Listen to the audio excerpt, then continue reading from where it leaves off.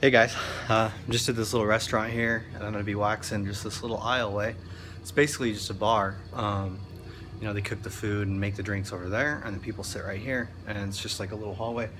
But anyway, I've been thinking a lot about how I first got started, and people ask me, how I learned the business. And what I did was I just went out and I found a mentor. So I want to tell you that story just in case it's interesting to you, or in case maybe you are looking for a mentor yourself. Essentially, when I figured out that I wanted to start a cleaning company, then the next thing I did was I made a list of every single cleaning company in my area, and I started analyzing their websites, looking at the services they offered, and just everything like that. And that's when I decided that I wanted to contact those business owners and let them know that I wanted to get into business as well. And my goal was just to see if I could find somebody to kind of teach me the tools of the trade, I guess. So what I did was I made a list of all those companies, and I called each one of them one by one. And I just said, hey, I'm interested in starting a cleaning company.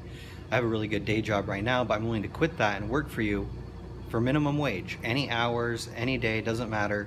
I'll do whatever you say. I'll be a good worker. And I'm going to take this really serious because this is going to be my long-term career. It's not just a job for me. So I'll be a really good employee while you have me.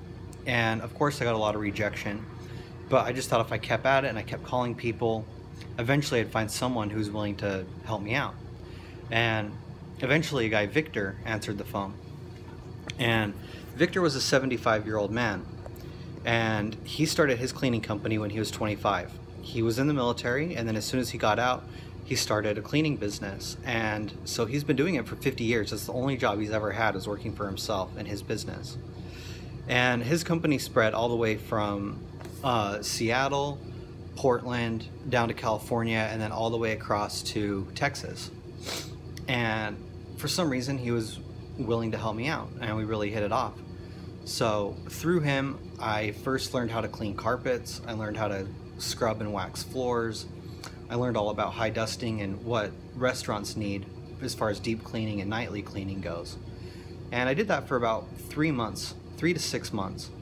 And eventually, when I knew how to clean carpets, I started going out and cold calling on my own, and I got my own customers.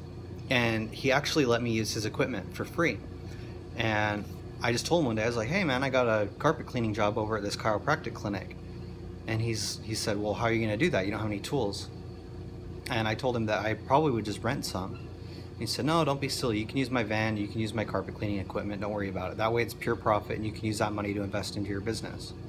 So that was really cool that he did that for me, and it really got me started on the right direction.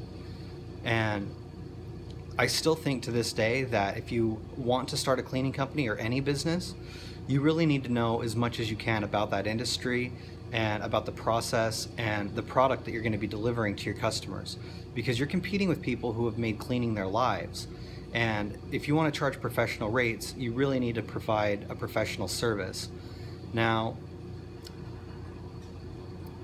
one thing that I found out was some of my skills were lacking. I really didn't know how to strip and wax floors 100%. And so what I ended up working for Victor, I didn't learn how to do that as well as I needed to offer it on my own. So after a while, when business started slowing down and I needed to make an additional income to keep myself going, I decided to do the same approach and contact every cleaning company in the area again. And I got a job as a floor care technician from October until December one year. And I was going out into hospitals and things like that every single night, five or six nights a week, just going from room to room to room in these hospitals, stripping and waxing floors. And so I really learned how to do a good job, because what I found out was, although I knew the process of stripping and waxing a floor, I didn't know how to overcome all the different problems and all the different scenarios, and I couldn't provide consistent results. So by getting that job and solely focusing on that aspect of the business, I really learned to become a professional at that. And that was a really good thing for me to learn. So anyway, I guess that's just kind of what I've been thinking about today, and I want to share that with you. So if you like this kind of thing, subscribe to my channel, and we'll see you guys next time.